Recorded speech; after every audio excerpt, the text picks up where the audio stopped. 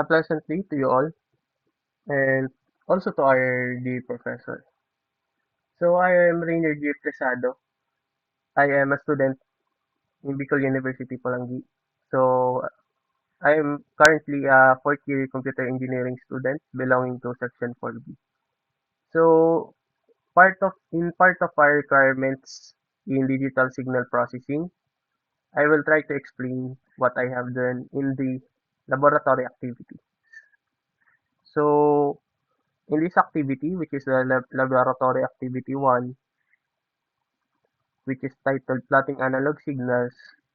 So I will try I will discuss how I understood to visualize analog signals and to generate them using Python, and also using NumPy for creating the samples and Matplotlib for plotting those waveforms.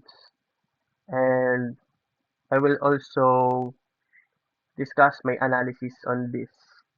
So first, I will discuss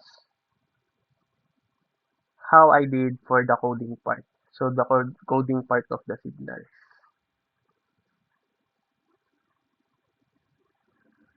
So first, I imported two essential libraries, which is the NumPy and Matplotlib. So these are mentioned in the objective. So NumPy, so it creates the samples for the signals. And the Matplotlib, so this is where you plot the signals. So first, I first defined the time array or the range of the signals.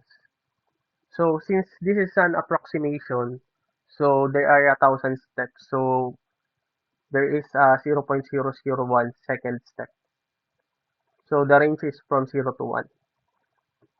So they can see that there is 1,000 data points.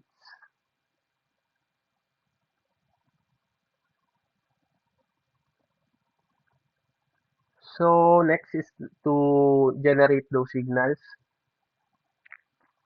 So here I defined what is a sine wave and the cosine wave. So for the sine wave, we have a 5 hertz frequency, and for the cosine wave, we have a 10 hertz frequency.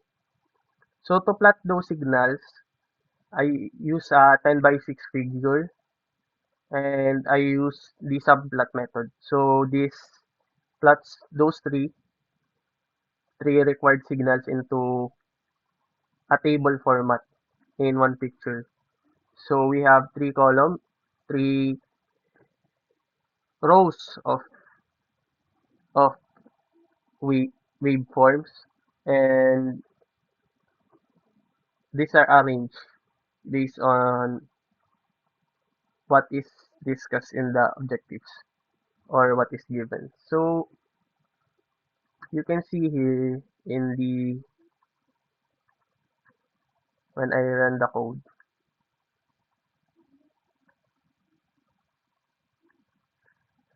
So you can see here in the plots.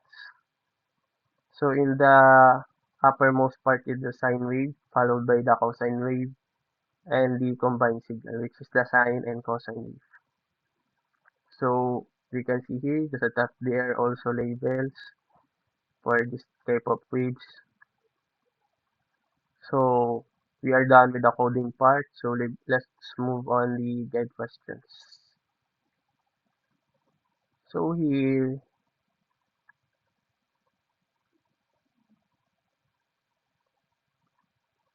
there is a question that asks, so what happens to the sine wave if the frequency is doubled? So as we know, if a waveform is doubled actually, so you can see that there are many phases. So the phases is doubled as from before. So if the sine wave is double, so if you see 5, actually you if this frequency is double, so if this is 5 hertz, then when it's double 10 hertz, so you can see double the number of phases. So another question is the phase difference between sine and cosine waves affect their combined signals. So here you can see here that in the third row that when combined signal is the combined signal here is sometimes it just cancels out or sometimes it just adds. So like here it adds, here it cancels out. So here it adds, here it cancels out. Another question is what changes if the plot of the sampling interval or the data points is increase or decrease. So if the data points are decreased, so the signal may look more distorted. So if it is increased, so the signal looks more smoother and more accurate. So the last question is how do amplitude and frequency affect the shape of the plotted signal? So the amplitude is actually the height of the wave. So if we say here that the amplitude is 2, so the waveform will have an amplitude of 2. So if if the amplitude is much lower, so you can see that the height of the wave is much shorter. The frequency of the wave is talks about how fast does the wave phase out or how how does the wave repeats. So if you can see also here that the sine wave has lower frequency, so you can see that it repeats less often than the cosine wave or the sine wave here indicate a questions, which has more phases as we see. So that is all for this lab activity. Thank you for listening. Peace out.